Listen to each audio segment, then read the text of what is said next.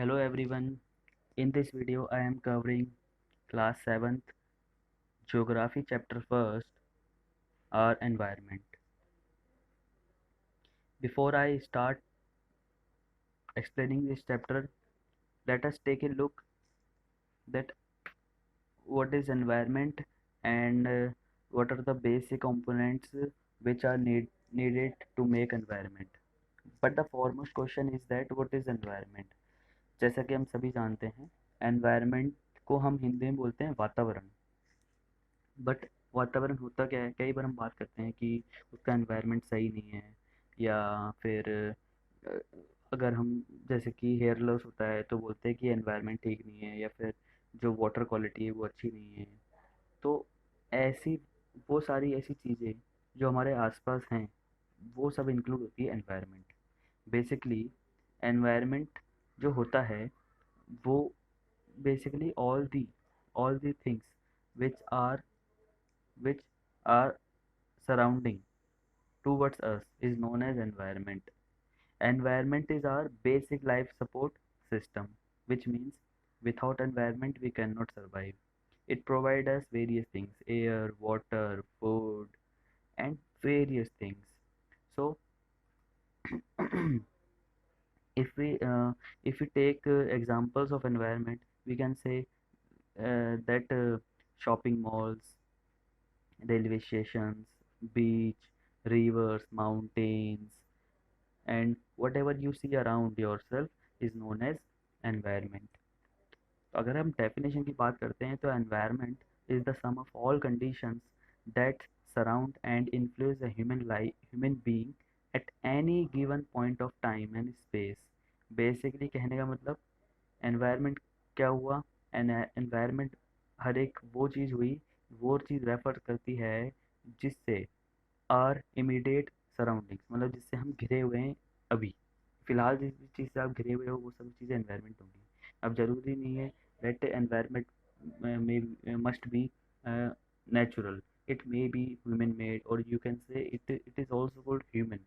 So let's see components of environment. In a flow chart we can understand environment as a, let environment is divided into two parts. One is natural, then other one is human made. And if we talk about natural, it is further divided into two more parts. uh, the first one is biological environment, which which means biosphere, and the other one is physical environment, which is divided another in three parts. One is atmosphere, second one is lithosphere, and the last one is hydrosphere. If we talk about the other part of that flow chart, human made environment, which is consist of two parts. In the first part, built environments, basically house, factories, road, bridges, dams. And the second part is social cultural environment, basically family, community, neighbor, religion, ये सब चीज़ें इसके अंदर आएंगी। इसको और अच्छे तरीके से समझने के लिए हम एक प्रॉपर डायग्राम को देखते हैं, जिससे हमें समझ में आएगा कि what are the components of environments. Let's see this diagram. As you can see, components of environment is divided into natural, another one is human made, and third one is human. तो human made और human दोनों will be count in human, but human made means जो चीज़ें humans ने बनाई है, which are made by humans. But human खुद को तो बना सकता है, इट विल रिप्रोड्यूस इटसेल्फ, वो रिप्रोड्यूस कर सकता है, वो बना नहीं सकता। जैसे कि हम जो पॉपुलेशन है वो हम रिप्रोड्यूस करते हैं, वो हम खुद बना नहीं सकते, हम किसी मेंबर को हम बना नहीं सकते, हम रिप्रोड्यूस करना पड़ेगा। जबकि ह्यूमन मेड मीन्स जो चीज़ हम बना सकते हैं इजीली। नेचुरल चीज़ में बात होती है तो आपको मैंने तीन चीज़ें बताई थी: एटमॉस्फेयर, हाइड्रोस्फेयर एंड लिथोस्फेयर बताया था, and the other one is biosphere. तो कंपोनेंट्स ऑफ एनवायरनमेंट है इस डायग्राम में, एक ही इसी में एक में इंक्लूड कर दिया है। अब यहाँ पे समझते हैं इनका मीनिंग क्या है। As we can see air, air means atmosphere. Atmosphere को हम इस तरीके से समझते हैं, द ब्लैंकेट ऑफ एयर, यानी कि जिस चीज़ एक ऐसा चीज़ जो कि चीज़ हमें हमारी पृथ्वी को ढकी हुई है उसे हम एनवायरनमेंट बोलते हैं। The second one is lithosphere. Lithosphere means land, जिस सरफेस पे हम रहते हैं, जो जमीन स्तर है उसे हम बोलते हैं लिथोस्फेयर, यानी कि अर्थ का जो क्रस्ट एरिया, क्रस्ट यानी जमीन जो होगी। Third one is water, and water is also known as hydrosphere. तो जो ओशनिक वाटर है, फ्रेश वाटर है, लेक है, पॉन्ड है एंड रिवर्स है, बहुत सारी चीज़ें हैं, ग्लेशियर्स है, वो सब चीज़ें किसके अंदर आ जाएंगे? हाइड्रोस्फीयर के अंदर आ जाएंगे। हाइड्रोस्फीयर बेसिकली साइंस के अंदर एक जो उसका साइंटिफिक नेम होता है वाटर का, वो हम उसको हाइड्रोस्फीयर ही बोलते हैं। और जो वाटर का जो फॉर्मूला होता है, सिंबॉलिक फॉर्मूला जो रहेगा इसका, वो रहेगा H2O। Now the another thing is biosphere. Biosphere होता क्या है? लिविंग थिंग्स, मतलब ऐसी चीज़ें जिनसे मिलकर एक पूरा एक तरीका पूरा एक एनवायरनमेंट बनता है रहने के लिए, मतलब those things which are interdependent, मतलब एक दूसरे पे निर्भर जो रहती है, तो उसे हम बायोस्फीयर कहते हैं। इसको हम थोड़ा सा और अच्छे से एलिब्रेट करूंगा मैं अभी कुछ ही देर में। नाउ ह्यूमन मेड की बात करते हैं, तो ब्रिजेस हो गए, आपने देखे होंगे, पार्क देखे होंगे आपने, roads, industries, monuments which are maded by human, for example Red Fort, Jal Mahal, हवा महल, Qutub Minar, Iron Pillar, all these are man-made. So it is known as man-made. And the last one is human. Human include individual, single person. A family, family may be nuclear or joint family. Another another thing is that uh, religion, whether it is a Hindu, Muslim, Sikh, Isai, all these are comes in humans. Now educational community, there it is divided in community: educational, professional, doctors, all these are known as communities. And economic, what do you mean by economic? With the economy of any country is another factor of human. And political situation, suppose in India there is political situation is good as compared to Pakistan, वहाँ पर कोई political structure इतना strong नहीं जितना भारत में है। तो ये भी चीज़ें हम इसमें इंक्लूड करेंगे हमारे कंपोनेंट ऑफ एनवायरनमेंट में।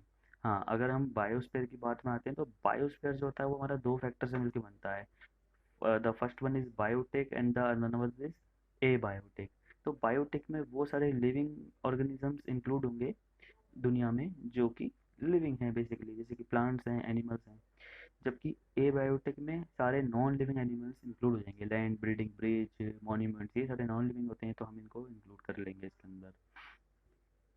अब आगे बात करते हैं, अगर हम एनवायरनमेंट में अगर इसके एक एक पॉइंट को समझते हैं कि क्या क्या चीज़ कैसे कैसी होती है, तो it will be start from natural environment. Before I explain natural environment, let us break environment into two words.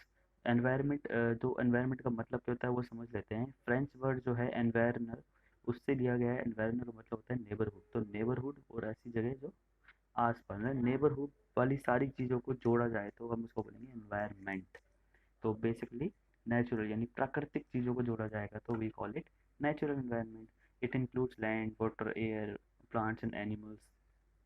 So in the natural environment, first thing is lithosphere. Lithosphere is the solid crust or the hard top layer, मतलब जिस layer पे हम exist करते हैं, जिस layer पे plants उगते हैं, जिस लेयर पे हम चलते हैं, वॉक करते हैं, हमारी गाड़ियाँ चलती हैं, उसे हम लिथोस्फेयर बोलते हैं। तो जो भी लैंड सरफेस है अर्थ का उसको हम लिथोस्फेयर बोलेंगे। अच्छा, जो लैंड सरफेस है, जो ये लिथोस्फेयर है, ये बना हुआ है हमारा रॉक से, मिनरल से, और काफ़ी जगह आइस से भी कवर्ड है ये, और काफ़ी जगह ये थिन लेयर ऑफ सॉइल से भी कवर्ड है। अच्छा, जो लिथोस्फेयर है अर्थ का, इट इज़ इर्रेगुलर सरफेस।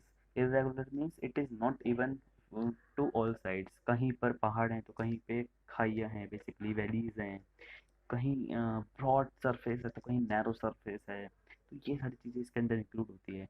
अब माउंटेन्स के अंदर भी यहाँ पे माउंटेन्स है, प्लेट्यूज है, प्लेन्स है। माउंटेन्स और प्लेट्यूज में डिफरेंशिएट ये होता है कि माउंटेन्स की हाइट काफ़ी ज़्यादा होती है, जबकि प्लेट्यूज की हाइट कुछ लेवल तक ही होती है, कुछ हज़ार मीटर तक ही होती है, जबकि माउंटेन्स काफ़ी ऊपर तक जाएंगे।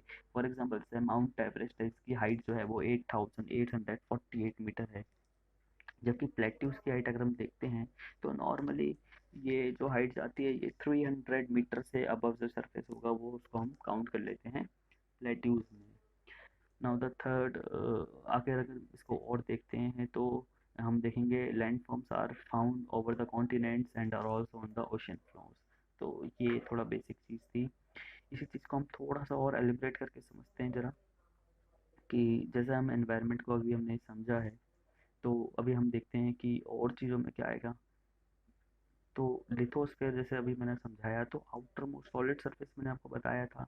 अच्छा, लिथोस्फीयर बना कैसे? Lithosphere is drive from the Greek word lithos, which means stones, and you can say sphere.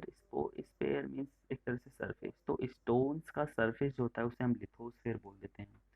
और जैसा मैंने आपको बताया, इवन नहीं है, यानी अनइवन जगह है अर्थ की, तो फ्लैट नहीं है हर जगह, कहीं माउंटेन्स हैं तो कहीं हिल्स हैं, कहीं वैलीज हैं तो कहीं प्लेट्यूज हैं। अब माउंटेन्स, हिल्स और प्लेट्यूज में डिफरेंशिएट ये है कि माउंटेन सबसे ऊपर है, then we count hills, and then the last thing is plateaus. तो सबसे ज़्यादा हाइट माउंटेन्स की, फिर हिल्स की, और फिर लास्ट में हमारी प्लेट्यूज की हाइट आ जाएगी। और वैलीज में पता ही है, खाइया वगैरह हो जाएगी। The crust is covered by thin layer of soil. Thin यानी पतली लेयर, एक पतली लेयर ऑफ सॉइल से कवर्ड है, which is vital importance for life, जो कि बहुत इंपॉर्टेंट है हमारी लाइफ के लिए, बिकॉज जितने भी प्लांट्स हैं वो सभी कहाँ ग्रो करते हैं? सॉइल पे ग्रो करते हैं। अच्छा, अगर हम लिथोस्फीयर को थोड़ा सा अच्छे से समझते हैं, तो land is needed for human settlement. इसकी इंपॉर्टेंस जो है लिथोस्फीयर की, दैट ह्यूमन सेटलमेंट के लिए लैंड जरूरी है। हम पहाड़ी की चोटियों पे नहीं रह सकते, या फिर हम समुद्र पे भी नहीं रह सकते, पानी पे भी नहीं रह सकते, तो we need land for that. Soil बहुत इंपॉर्टेंट है एग्रीकल्चर के लिए, soil is essential. Now the industries get vital minerals and other raw materials from the lithosphere. Also, if we want minerals like iron, silver, gold, lead, bronze, copper, all these metals will get from lithosphere. Basically, Earth का जो surface है वहाँ से ही मिलेगा हमें. Now the second point is atmosphere. If we talk about atmosphere, what is atmosphere? Atmosphere is taken from a Greek word atmos. Atmos means vapor. तो vapour का जो स्पेयर है, वेपर का जो एक स्पेयर यानी कि जगह है, उसे हम बोल सकते हैं एटमॉस्फेयर। तो बेसिकली क्या चीज़ है atmosphere? Atmosphere is a mixture of gases, dust and water vapour. तो एटमॉस्फेयर को हम ऐसे भी कह सकते हैं द ब्लैंकेट ऑफ एयर। एक तरह से एक ब्लैंकेट है ये एयर का, जो अर्थ को ढकता है चारों तरफ से। थोड़ा सा इसको अगर अच्छे से समझना है एटमॉस्फेयर को हमें, तो let we take this in this form, that thin layer of air that surrounds the earth. तो एक पतली लेयर जो अर्थ पे हो, जो कि सराउंड करती है अर्थ को, उसे हम एटमॉस्फेयर पे लेंगे। अब एटमॉस्फेयर के अंदर इंक्लूड क्या होता है? एटमॉस्फेयर के अंदर इंक्लूड होगा हमारा स्काई। वाइल जब आप देखेंगे स्काई में आएगा, क्लाउड भी इसके अंदर आएंगे, रेनी, सनी और फॉगी जो भी चीज़ें होती हैं, ये सभी इसके अंदर क्या है? एटमॉस्फेयर के अंदर आती है। अब ये एटमॉस्फेयर हमारे अर्थ पे रहता कैसे है? Due to our gravitational force. What do you mean by gravitational force? मतलब एक ऐसी चीज़, अर्थ की एक ऐसी फोर्स जो हर एक चीज़ अर्थ की तरफ खींचती है, तो उसे हम बोलेंगे ग्रेविटेशनल फोर्स, जो कि हमारे अर्थ के चारों ओर है। और ये जो यही जो चीज़ है ये हमें बचाती है। It protects us from the harmful rays and scorching heat of the sun. ये harmful rays and scorching heat का मीनिंग ये हुआ कि अर्थ की जो अल्ट्रा वायलेट रेज हैं, उनसे हमें कौन बचाता है? एटमोसफेयर बचाता है ये। बिकॉज एटमोसफेयर के अंदर ही हमारी एक एक लेयर होती है, ओजोन लेयर। तो वो जो क्या करती है, अर्थ को प्रोटेक्ट करती है सन की हार्मफुल रेज से, by reflecting sun's radiation waves. तो उनको रिफ्लेक्ट कर देती है, वापस भेज देती है स्पेस के अंदर। इस तरह से हम उससे प्रोटेक्ट हो जाते हैं। जो the change in the atmosphere produce changes in, और जैसे जैसे एटमॉस्फेयर चेंज होता है उसी कारण से हमारा वेदर एंड क्लाइमेट भी चेंज होता है। और now what is weather and climate, और you can say what is difference between weather and climate? Weather जो होगा वो डे टू डे चेंज होगा, जबकि क्लाइमेट जो होगा वो हमारा एक सीजनल चेंज होगा। ये काफ़ी काफ़ी लॉन्ग टाइम, लॉन्ग प्रोसेस लेगा चेंज होने में। Plant and kingdom, animal kingdom together make biosphere और द लिविंग वर्ल्ड। और जो प्लांट और एनिमल का जो किंगडम है, उसी वो ही दोनों मिलके बायोस्फीयर बनाते हैं। इस चीज़ को थोड़ा सा हम अभी एक बार देखते हैं। तो ये चीज़ आई आई थिंक सो कि आपको क्लियर होगा कि जो एटमॉस्फेयर है वो है क्या एक्चुअल में। अब इस डायग्राम को थोड़ा सा समझते हैं। आप देखेंगे ये जो एटमॉस्फेयर है, जिससे एरोप्लेन उड़ रहा है, इसे ही हम क्या बोलते हैं? एटमॉस्फेयर बोलते हैं। Now the next thing, atmosphere के अंदर कुछ इंपॉर्टेंट चीज़ें देखते हैं हम, जैसे कि it provides the life giving gas oxygen. We inhale oxygen and exhale carbon dioxide. It means all the gases are present in atmosphere. अच्छा, गैसेस की बात आती है तो हम समझ लेते हैं कि हमारे गैसेस किस तरीके से बनी हुई है। अर्थ के अंदर सपोज करो 100% गैसेज है, तो उसमें से 78% जो गैस है वो हमारी कौन सी है, उसमें नाइट्रोजन है। और नाइट्रोजन के बाद में जो गैस आती है वो आती है oxygen, which is 21% according to your book. But अगर हम करंट सिनेरियो की बात करेंगे तो जो ऑक्सीजन है वो 20.08% रह गई है, due to increasing level of carbon dioxide. फिर कार्बन डाइऑक्साइड की बात करते हैं तो 0.02% रहा करती थी ये, 0.02 0.03%। बट इसका लेवल अब धीरे धीरे इंक्रीज हो रहा है। और इसमें एयरगोन और अलग अलग टाइप्स की और भी गैसेस होती हैं हमारे एटमॉस्फेयर में। It acts as the blanket and keep the earth warm by trapping the heat that radiates from the earth terrestrial radiations। और ये एक तरह से ब्लैंकेट का काम करता है, और जो अर्थ की हीट होती है उसको ट्रैप करके रखती है ये कार्बन डाइऑक्साइड, जो कि हमारे अर्थ के थ्रू से रेडिएट होती है, निकलती है, उसको ट्रैप करके रखती है, जिससे हमारी अर्थ क्या गर्म रहती है। और अब जो सूरज की गर्मी आती है वो ओजोन लेयर से रिफ्लेक्ट हो जाती है, तो जो बाहर की गर्मी है वो तो आ नहीं पाती, लेकिन अंदर जो गर्मी है उसको बना के रखती है। And the last important point is that it protects life from the harmful rays, as already I discuss it, कि वो हार्मफुल रेज होती है उसको रिफ्लेक्ट कर देती है। Now the next thing is hydrosphere. जो हाइड्रोस्फेयर है again it is taken from the Greek word which mean hydro meaning water, refers to the water on the earth. जो पानी है जो अर्थ पे उसको ये कहते हैं। जो हाइड्रोस्फेयर है हमारा, इस हाइड्रोस्फेयर की ही वजह से हमारे अर्थ को हम क्या बोलते हैं, ब्लू प्लेनेट बोलते हैं। बिकॉज 71% जो है हमारा सरफेस वो किससे कवर है, ओशन से, और बेसिकली पानी से कवर्ड है, ठीक है, with water. And only 29% with land, और जो 29% है वो लैंड है। अब इस 71% में से भी 97 जो परसेंट है वो हमारा किस में है, ओशंस में है, और ओनली 3% हमारा फ्रेश वाटर है। लेकिन फ्रेश वाटर के अंदर भी हमारा 2% जो है वो ऑलरेडी कवर्ड है हमारा ग्लेशियर से। तो basically we have only 1% to drink water. तो ये चीज़ आई थिंक सो आपको क्लियर होगी हाइड्रोस्फीयर के रिगार्डिंग। अच्छा, इसमें इंपॉर्टेंट थिंग जो आती है वो आती है हमारी वाटर साइकिल, कि अगर हम कोई पानी को यूज़ में लेते हैं तो हाउ विल इट रीजनरेट, और यू कैन से वो वापस से उसी फॉर्म में कैसे मिलता है। तो इसको हम थोड़ा सा अच्छे से समझते हैं। Let's see this diagram to understand it better. Suppose there is water in ocean, or you can say in a lake, or there are in different streams and rivers. From the heat of sun, यहाँ पर suppose करो सन है, और जो सन की जो heat है उस हीट की वजह से ये पानी क्या हो रहा है, एवोपरेट हो रहा है। एवोपरेट मतलब होना भाप में कन्वर्ट होना, गर्म होके भाप में कन्वर्ट होना। इस चीज़ का एग्जांपल आप ले सकते हैं, जैसे कि आप जैसे कपड़े सुखाते हैं, गर्मी हो या सर्दी हो, आप जब तारों पे अपने कपड़े सुखाते हैं तो आप थोड़े टाइम में देखते हैं वो सूख गए, तो वो जो पानी होता है उनके अंदर वो कहाँ जाता है, वो एवोपरेट होकर हमारा कहाँ जाता है, ऊपर जाता है, हमारे एटमोसफेयर में ऊपर चले जाता है। वहाँ जाके क्या होता है, अब वहाँ पर इतनी गर्मी नहीं होती, एज आप फील करेंगे जैसे जैसे आप ऊपर जाएंगे, जैसे जैसे आप एल्टीट्यूड को इंक्रीज करेंगे, यानी जैसे जैसे आप हाइट को इम्प्रूव करेंगे, तो आप देखेंगे कि आपको गर्मी कम लगेगी। जब हम माउंटेन एरिया में जाते हैं तो हम देखते हैं कि वहाँ पर ठंडक ज़्यादा होती है, वहाँ पे गर्मी नहीं होती। तो सिमिलरली जैसे हवा के साथ जो पानी ऊपर जा रहा है वो भी ऊपर जाके ठंडा होता है, और ऊपर जाके वो होता है कंडेंस। कंडेंस यानी ठंडा होना। तो वो ठंडा होने के कारण क्या होता है, टाइनी ड्रॉपलेट्स ऑफ वाटर में कन्वर्ट हो जाता है। टाइनी ड्रॉपलेट्स ऑफ वाटर मतलब कि वो जो छोटे छोटे ड्रॉप्स में कन्वर्ट हो जाएगा, और वही जो टाइनी ड्रॉपलेट्स होती है वो हमें ऐसे दिखती है एज ए क्लाउड की फॉर्म में, तो जिन्हें हम बादल बोल देते हैं। फाइनली क्या होता है, बादलों को एयर के थ्रू वो एक जगह से दूसरी जगह जाते हैं, या फिर जब उनमें ज़्यादा प्रेशर हो जाता है, पानी काफ़ी मात्रा में ऊपर चले जाता है, तो दे स्टार्ट बर्स्टिंग, वो फटना चालू करते हैं, और फाइनली वी गॉट रेन। तो यहाँ पर जिस तरीके से आप देख रहे हो बारिश हो रही है, और जहाँ पे ठंडा, जहाँ पर बहुत ही ज़्यादा टेम्परेचर लो होता है वहाँ पे स्नो हो जाता है, और जहाँ टेम्परेचर नॉर्मल होता है वहाँ पे रेन हो जाती है। और अगर सर्दियों में देखते होंगे तो हेल स्टॉर्म वगैरह ये बहुत सारी चीज़ों में हो जाता है ये सब चीज़ें। तो इसी तरीके से हमारा ये वाटर साइकिल चलता है, और ये जो पानी नीचे आता है ये फाइनली रिवर्स, लेक, पॉन्ड, इन सब के थ्रू हमारा वापस समुद्र में पहुंच जाता है, और अलग अलग जगह चले जाता है।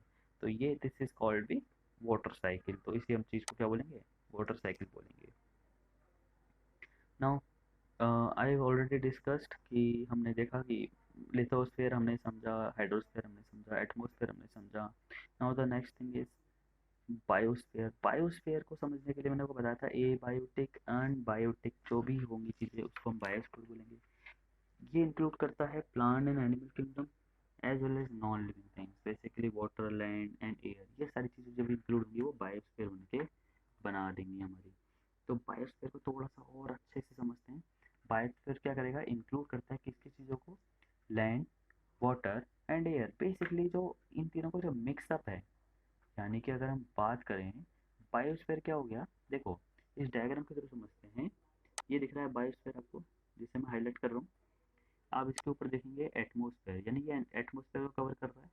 अगर हम नीचे जाते हैं तो ये जो है ये ज़मीन है, तो यानी ज़मीन को भी इंक्लूड कर रहा है। और अगर हम इधर देखेंगे तो पानी है, यानी वाटर को भी ये इंक्लूड कर रहा है। It mean biosphere is a mixture of lithosphere, hydrosphere and atmosphere. तो यानी कि देखा जाए तो बायोस्फीयर के मिक्सअप है इन तीनों चीज़ों का। It is also called the living world or the biological environment. Why we call it living world? Because without biosphere we cannot survive, or you can say any organism is not able to survive without biosphere. So everything in the biosphere is interconnected and interdependent. जैसे कि देखो, forest provide products like timber, fruits, nuts and various things. तो ये सारी जो चीज़ें होती हैं ये हमारी बायोस्फीयर मिलके बनाती हैं।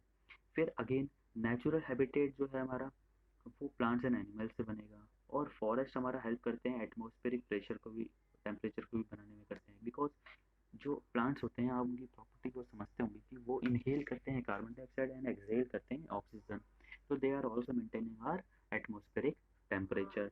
और they, how do they reduce their water level, through transpiration. Transpiration एक ऐसा प्रोसेस होता है जिसके अंदर वो लीव्स के थ्रू खाना, after the process of photosynthesis, वो अपने वाटर लेवल को थोड़ा सा एवोपरेट करते हैं। बेसिकली जो पानी होता है उसको ट्रांसपरेट करते हैं, जैसे कि हमारा पसीना स्वेट निकलता है, they also transfer. Transfer means उनका जो पानी होता है वो डायरेक्टली वेपर की फॉर्म में निकल जाता है, तो उसको हम ट्रांसपिरेशन बोलते हैं।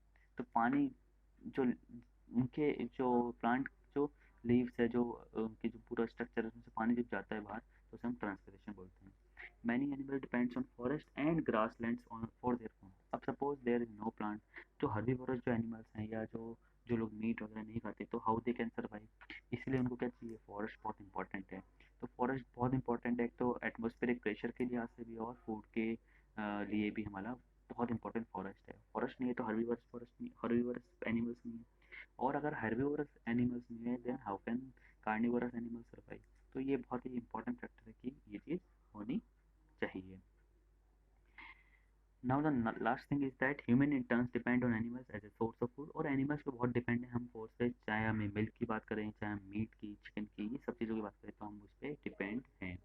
नाउ द नेक्स्ट थिंग, आपको biosphere I think so clear हो चुका होगा। Now the next thing is that ecosystem. अब इकोसिस्टम होता क्या है, इकोसिस्टम को बहुत ही इजी लैंग्वेज में अगर हम समझते हैं तो क्या होता है, an ecosystem is a community of living things and non living components that work together. मतलब लिविंग और नॉन लिविंग जो मिलके काम करते हैं उसको हम क्या बोलते हैं, इकोसिस्टम बोलते हैं। इकोसिस्टम का कोई एक पर्टिकुलर साइज नहीं होता, जैसे कि an ecosystem can be a large as red forest और as small as a pond. कैसे, दोनों कंपेयर कैसे करेंगे, देखो अगर हम पॉन्ड की बात करते हैं तो पॉन्ड के अंदर क्या होता है, फ्रॉग भी होता है, फिशेज भी होती हैं, आंट्स भी होती हैं और वेरियस क्रीचर्स होते हैं। तो बेसिकली जो फ्रॉग होता है वो छोटे छोटे जो जानवर होते हैं उनको खा लेता है, ठीक है। उसके अलावा ग्रास ऊपर वगैरह होता है उनको खा लेता है। और फ्रॉग को जो फाइनली होता है वो स्नेक खा लेता है। तो वो एक पॉन्ड के अंदर, और स्नेक जो होता है उसको कोई और ईगल वर्ड्स जो भी होती है वो चीज़ें खा लेती हैं। तो ये सारे एक दूसरे पे डिपेंडेंट हैं। इनमें से अगर एक भी चीज़ नहीं होगी तो वो इकोसिस्टम कंप्लीट नहीं हो पाएगा, इसे हम इकोसिस्टम बोलते हैं। फॉरेस्ट के अंदर भी सेम यही चीज़ होती है, कुछ जो एनिमल्स होते हैं वो प्लांट्स और जो उनकी लीव्स होती है उनको खा लेते हैं, जबकि कुछ एनिमल्स उन दूसरे एनिमल्स को खा लेते हैं जो कि प्लांट्स के ऊपर डिपेंड होते हैं। अब जैसे कि इसमें एग्जांपल लिया है, grass lands, coastal oceanic areas, mountain, desert, lakes all have their own unique ecosystem. यानी कि अगर बात करें तो इकोसिस्टम सबका खुद का इक्वल होता है। इकोसिस्टम कैन बी नेचुरल और आर्टिफिशियल। ये नेचुरल भी हो सकता है और आर्टिफिशियल भी होता है, जैसे कि फॉरेस्ट नेचुरल है, ग्रास लैंड नेचुरल है, डेजर्ट नेचुरल है, मैनग्रोव नेचुरल है, टेरेरियम्स, aquariums and agricultural land, all are artificial ecosystem. How they are artificial? Because they are not made by nature, they are made by human beings. So these are called ecosystem. सो ecosystem को हम थोड़ा सा एक बार definition point of view से अगर समझते हैं, वो देखेंगे हम। तो इकोसिस्टम का मीनिंग है it is a system formed by the interaction of all living organisms with each other and with the physical and chemical factors of the environment in which they live, all linked by transfer of energy and material। यानी कहने का मतलब है कि एक system form होगा सारे living organism का इंटरेक्शन से, एक दूसरे से वो मिलेंगे, चाहे उसमें फिजिकल और केमिकल फैक्टर चाहे हो। फिजिकल यानी कि एक दूसरे को खाकर, और केमिकल फैक्टर जब वो डेड एंड डिके हो जाएंगे तो वो केमिकल सब्सटेंस भी चेंज हो जाएगा। यानी कि एक दूसरे की एनर्जी को और मटेरियल को ट्रांसफर करेंगे, वो चेंज करेंगे या ट्रांसफर कर लेंगे, एक दूसरे से ले लेंगे। जैसे कि अगर स्नेक फ्रॉग को खाता है तो वो उसकी एनर्जी को भी अंदर अपने अंदर लेता है, because we all know that from food we get energy to work. So simply is that. Ecosystem का देखेंगे, डायग्राम थोड़ा सा समझेंगे। यहाँ पर देखिए एक, यहाँ पे कुछ फ्लावर्स हैं, सिमिलरली कुछ बर्ड्स हैं, डियर हैं, काउस हैं, एंड मैनी क्रिएचर्स हैं, बर्ड्स हैं। तो ये सभी एक दूसरे पे डिपेंडेंट हैं। देखिए, अगर काऊ खाएगी नहीं तो वो मिल्क नहीं देगी, और अगर मिल्क नहीं देगी तो डेफिनेटली हमें सर्वाइव करना पड़ेगा। डियर जो है वो भी हर्बीवोरस होता है, तो डियर को फाइनली लॉयन वगैरह बड़े एनिमल्स ले लेते हैं। ये जो ये जो पॉन्ड होता है इसके अंदर फ्रॉग भी रहती है, और काफ़ी सारे स्मॉल क्रिएचर्स रहते हैं जो कि एक दूसरे पे डिपेंडेंट होते हैं। तो ये सारी चीज़ें मिलकर क्या बनाएंगी, हमारी इकोसिस्टम को डेवलप करेगी। Now the next thing is that human man made environment. So human man made हमने अभी समझा था, ह्यूमन एनवायरनमेंट या ह्यूमन मैन मेड, कि बेसिकली जो भी चीज़ें हम बनाते हैं वो ह्यूमन मैन मेड आ जाएगी, जैसे कि bridges, tracks, social cultural environment, all these are known as human man made. Social cultural environment में इंक्लूड हो जाएगा family, school, college, community, country, religion, music and dance and cinema also. So these are called human man made environment. इसी के अंदर हमारा human man made में हमारा shelter भी होगा, फूड भी होगा, क्लोथ्स भी होगा, ये सारी चीज़ें होंगी। इसके अलावा they also modify the natural environment to suit their social, biological, economic and cultural needs. ये सब चीज़ें हम देखेंगे। ये चीज़ें और नॉर्मल चीज़ें हैं कि ह्यूमन भी काफ़ी कंट्रीब्यूट करता है एक एनवायरनमेंट को बनाने के लिए। Now let us discuss that people who live in hot wet coastal areas like Kerala and coastal Odisha traditionally eat rice and fish. तो ये भी एनवायरनमेंट का एक हिस्सा है कि जो जिस एरिया से बिलोंग करता है, whatever the person who belongs to a different kind of environment have to adapt, have to eat such kind of food which is necessary to keep him protective, or you can say give him energy to survive in that area। तो केरला जैसे इलाके में जो कि गर्म भी और थोड़ा गीला भी रहता है, वहाँ पर राइस एंड फिश को ज़्यादा खाया जाता है। फिर अगर हम देखते हैं तो उड़ीसा के अंदर, जो उड़ीसा और केरला दोनों के अंदर ये ट्रेडिशनल फूड है राइस एंड फिश। वो कॉटन क्लोथ्स पहनते हैं क्योंकि वहाँ पर जो है गर्मी ज़्यादा है, और गर्मी के सीज़न में हम कॉटन क्लोथ्स ज़्यादा पहनते हैं। इसके अलावा they have sloping roofs. Sloping roofs, why they have sloping roofs, because sloping roofs का मतलब ये हुआ कि जो उनका घर है, just time of sloping roofs, कि अगर उनका घर है तो वहाँ पे सपोज करो बहुत ज़्यादा बारिश होती है तो पानी जो है फटाफट से नीचे आ जाए। नहीं तो अगर छत पे अगर पानी भरा रहेगा तो definitely they got selling in their house. अगर हम इसको देखते हैं, फिश एंड राइस देखते हैं, ये कॉमन फूड है। अगर आप लद्दाख की साइड जाएंगे, यानी कि थोड़ा माउंटेन एरियाज में जाएंगे, तो वहाँ पर जो वुलन क्लोथ्स है उनको ज़्यादा पहना जाता है क्योंकि वहाँ पे सर्दी ज़्यादा होती है, दे आर कोल्ड एरियाज। तो ये लद्दाख का कल्चर हो गया। पंजाब एंड उत्तर प्रदेश में बहुत ही वास्ट प्लेन फर्टाइल है, तो वहाँ पर सर्दी और गर्मी बहुत ही ज़्यादा पड़ती है दोनों ही। तो डिफरेंट सीजन में हम डिफरेंट क्लोथ्स को वेयर करते हैं। Food during include item that are energy giving, जैसे कि इन एरियाज में जो पंजाब हरियाणा है तो, या फिर उत्तर प्रदेश है, इनमें क्या कहा जाता है, तिल, ग्राउंडनट, जैगरी यानी गुड़, मस्टर्ड ऑयल यानी सरसों का तेल। In summer items with high water content like butter milk, watermelon and cucumber are consumed. तो वाटरमेलन बेसिकली तरबूज एंड कुकुम्बर इज खीरा।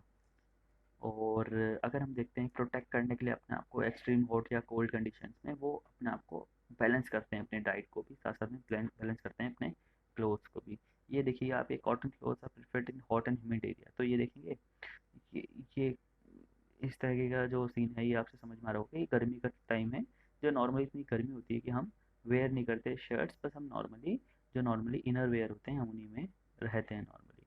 नाउ अगर हम देखते हैं तो इसमें देखेंगे हम कि ह्यूमन जो होते हैं वो क्या करते हैं, ग्रो करते हैं क्रॉप्स को, डोमेस्टिकेट करते हैं एनिमल्स को, और लेड ए सेटल लाइफ। हम ज़्यादातर कोशिश करते हैं कि हम एक सेटल लाइफ जिए एक ही टाइम पे, एक ही जगह काफ़ी टाइम तक वहीं जिए हम, यानी कि ये चीज़ हुआ, हम ज़्यादा कुछ नहीं करते, हम ट्रैवल करते हैं पूरा time.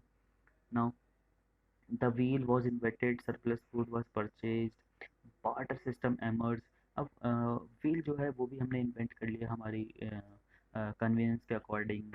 We have surplus food हुआ ना, we have generated various kind of different foods, इसके अलावा हम नई नई वेराइटीज फूड्स की डेवलप करते जा रहे हैं। बार्टर सिस्टम भी हमने एमर्ज करा था। ये पुराने टाइम का सिस्टम था कि इसमें होता क्या था, विदाउट एक्सचेंजिंग मनी, हम खाली गुड्स को ही एक्सचेंज करते थे टू परचेज और to sell. Basically it is a trade in which goods are exchange without the use of money, तो दिस इज बार्टर सिस्टम। इसको थोड़ा सा अच्छा समझने के लिए कर सकते हैं, suppose I need 1 kg of wheat and I have a small pet, you can say a dog। तो मैं क्या करूँगा कि अपने पेट को तो दे दूँगा और 1 किलो वीट ले लूँगा। तो प्रॉब्लम यही होती थी बस बार्टर सिस्टम में कि इक्वलिटी नहीं रहती थी, कि जो हम प्रोडक्ट एक्सचेंज कर रहे हैं वो इक्वल वैल्यू के नहीं हो पाते थे कई बार, बस ये प्रॉब्लम होती थी। That's why we introduce money, और you can say currency system.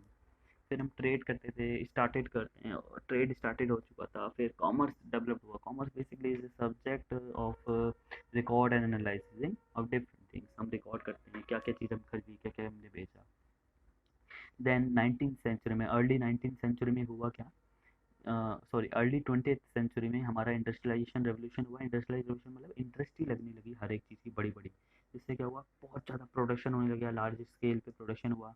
और लार्ज स्केल प्रोडक्शन होने के कारण काफ़ी सारी चीज़ें बहुत आसान से हमें मिलने लगी। फॉर एग्जांपल पहले हम क्लोथ्स जो होता था वो हम हैंड मिल से या फिर अ, चक चकरा से हम उससे थ्रेड्स को स्पाइन करते थे जिससे वो कपड़े बनते थे। बट अब जब इंडस्ट्री लग गई तो फटाफट फटाफट उसकी शर्ट्स वगैरह जो भी हम बनाना है वो बन जाती थी। ट्रांसपोर्टेशन भी बहुत ईजी हो गया। पहले बैलगाड़ी, कार्ट, बुलेट कार्ट या फिर इस टाइप की जो व्हीकल्स थी उनका यूज़ होता था, लेकिन जैसे ही ये इंडस्ट्रियल रेवोल्यूशन हुआ तो ट्रांसपोर्टेशन में भी बहुत अच्छा डेवलपमेंट हुआ और ट्रांसपोर्टेशन भी हमारा बहुत फास्ट हो गया। एरोप्लेन्स भी आजकल आप देखते हैं बहुत फास्टेस्ट जो है ट्रांसपोर्टेशन सिस्टम वो एरोप्लेन में आएगा। इसके अलावा अगर हम और चीज़ देखते हैं इस चैप्टर के अंदर, तो हमें जो मेन मेन चीज़ें हमें समझ में आई है उसको हम एक समरी के तौर पे देखते हैं, विच इज़ लाइक दैट कि एनवायरनमेंट क्या है। नेचुरल एनवायरनमेंट, एनवायरनमेंट क्या होता है, all the living and non living things वो सब एनवायरनमेंट में होगी। Natural, all the natural which is untouched by human interference is known as natural. Human man made bridge, railway वगैरह ये सब चीज़ें हो जाएंगी हमारी। फिर physical environment atmosphere, lithosphere and hydrosphere, these all called physical, while biosphere is a mix up of all these things. Abiotic, non-living, and biotic is living beings. Habitat, the place where a plant or animal normally lives, is called habitat. Because आप एक घर में रहते हो तो ये आपका habitat हो गया। इसीलिए हम इसमें और अगर ऐड करें तो इकोसिस्टम आ जाता है, a community of living things and its environment that works together as a unit is known as ecosystem. फिर है हमारा एनवायरमेंटलिस्ट। एनवायरमेंटलिस्ट मीन्स होगा a person who works to save the environment, यानी कि ऐसा इंसान जो बचाता है एनवायरमेंट को। तो बस एक पॉइंट है जो एक्स्ट्रा है इस चीज़ से, इस चैप्टर में, जो अगर हम एनसीईआरटी के अकॉर्डिंग देखें तो उसमें इतना परफेक्टली नहीं दे रखा, लेकिन हम थोड़ा सा इसको चीज़ को डिस्कशन बहुत ज़रूरी है। वो चीज़ है कि जो हमारा एनवायरनमेंट है वो definitely day by day change हो रहा है। तो how can we stop that, because to satisfy our increasing wants, we are exploiting our environment, in which environmental degradation is the process by which the environment is increasingly polluted। तो हम इसको बहुत ज़्यादा pollute कर रहे हैं अपने environment को, ओवर एक्सप्लोइट कर रहे हैं, हद से ज़्यादा जरूरी चीज़ों को यूज़ में ले रहे हैं जो हमें लिमिटेड तौर पे चाहिए, और डिस्ट्रॉय भी कर रहे हैं। अगर इसका देखा जाएगा एग्जांपल, तो एक अमेजोन फॉरेस्ट है, ये बेसिकली हमारा साउथ अमेरिका में आता है। अमेजोन फॉरेस्ट ब्राज़ील का एक बहुत बड़ा एरिया कवर करता है, और जो अर्थ को है 20% जो ऑक्सीजन है वो यही देता है।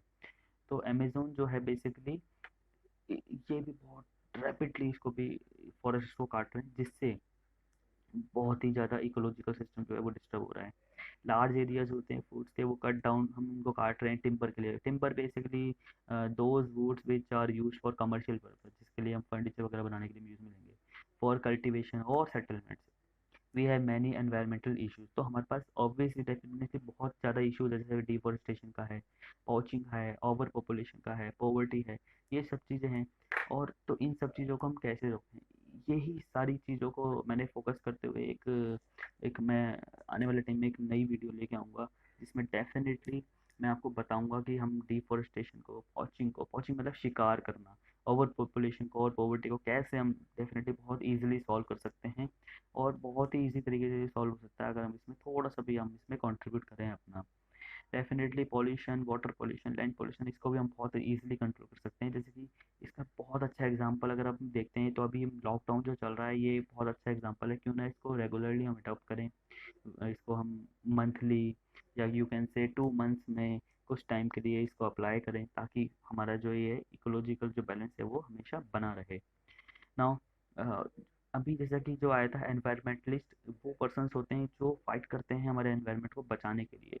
तो definitely we have to salute them, we should do all we can to help our environment. तो हमें भी ऐसा कुछ चाहिए। तो ये देखो, इन्होंने एनवायरमेंटलिस्ट के वो दे रखा है, नाम दे रखे हैं, who have spent several years of their lives fighting to save the environment. The person on the left launch the Chipko movement. तो आप जो लेफ्ट की साइड में देखेंगे तो इन्होंने क्या करा था, चिपको मूवमेंट का लॉन्च किया था, जबकि and the person on the right the Narmada बचाओ आंदोलन, इन्होंने नर्मदा बचाओ आंदोलन लॉन्च किया था। तो इनके बारे में आप जब आप जैसे सर्च करेंगे तो definitely you will find something better and something interesting. So you must search for them and write a short note on them. Thank you for watching. This was Palash Jain.